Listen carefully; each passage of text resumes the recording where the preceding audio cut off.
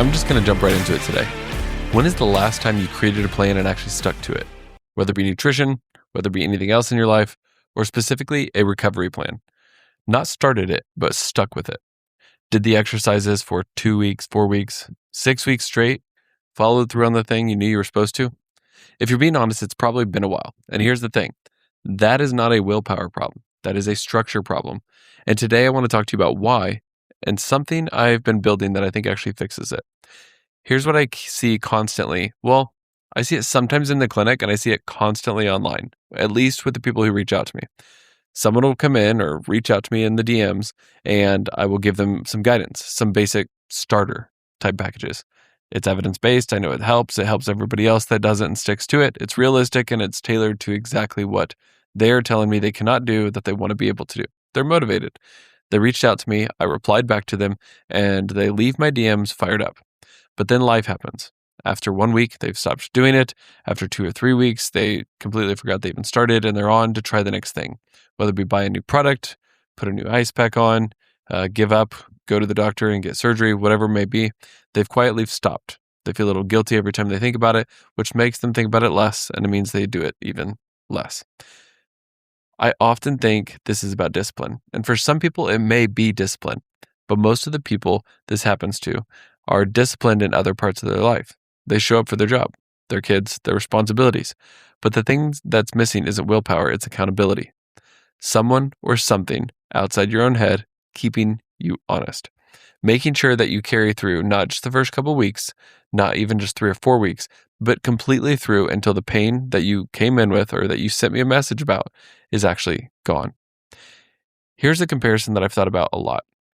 And of course, with HIPAA, in regards of like me pairing up two patients in the clinic, this isn't really doable. But when it comes to people reaching out and voluntarily joining groups, trying to figure out, is someone else suffering from this? Is someone else also going through this? I've always thought about how nice it would be if there was like bigs and littles. Let me tell you a story. Here's a comparison. Just stick with me on this. In a lot of fraternities and sororities, there's this system. They have bigs and littles. If you're unfamiliar with that, a big is basically an older member paired with a little, a newer member, to show them the ropes. It's not a formal class. It's not a syllabus. It's just someone who's a few steps ahead, checking in, answering the dumb questions you're afraid to ask in front of everyone else, and noticing when you go quiet and haven't shown up in a while. It's almost like a mentorship.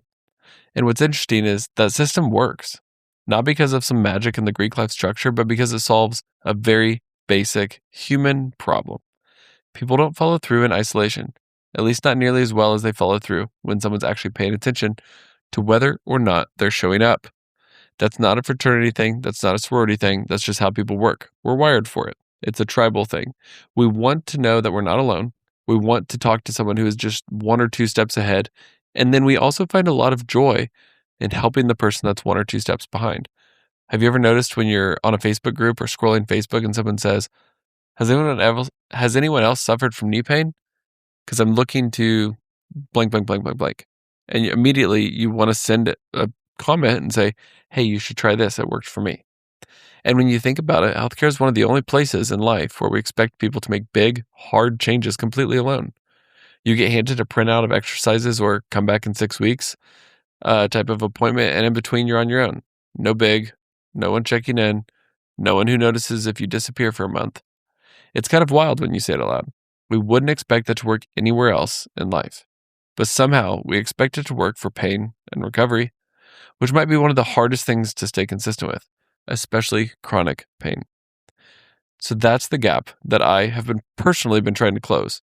I've been building out a community. It's called TheDocDir's Rebuild Academy, and it's live now on a platform called School, spelled SKOOL. And the whole idea behind it is basically, what if healing had a big? What if you had a mentorship? What if you had someone checking in on you, giving you the next step, and you could look around and see, hey, there's some people that have already done this. I'm going to ask them some questions. There's other people who just got started that I want to go help out. What if instead of getting a checklist and being sent off alone, you had a community of people going through the same thing, sharing what's working, what isn't, checking in on each other, and direct access to me in there too.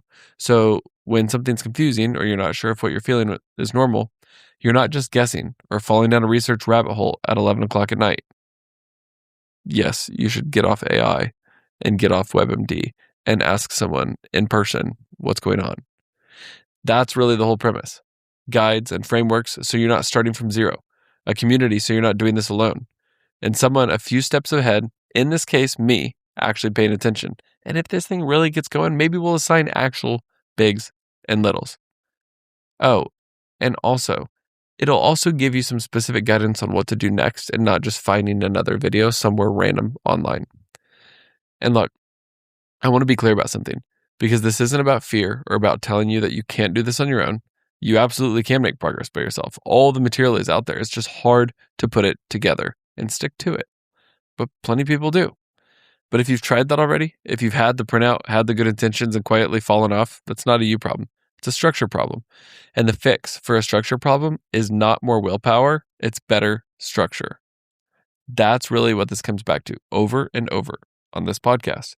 It's not about you pushing harder. It's not about it's actually about building the system, the right system around yourself so you don't have to rely on willpower alone in the first place. You want to eliminate all other options, so the only option left is accountability, is to pushing through, is to finishing the job, is to solving your problem. So if any of this is resonating, if you've been trying to figure this out solo and it hasn't quite stuck, I would just say take a look at what you're building. Take a look at what we are building, what I am building, and what I want you to help me build. It's completely free to join. There's a checklist in there to help you figure out whether what you're dealing with needs a physical therapist, rest, a medical doctor, an ortho, or what next step is right for you. There's a low back pain workshop coming up, by the way. It's inside the group, and I want you there. You can find all of this on the Doctor's Rebuild Academy. The link is in my bio. The link is in the description below, or just search it on School, SKOOL. That's it for today. As always, this isn't about fear. It's about giving you back some agency over your own healing. I'll talk to you next episode. We'll see you guys.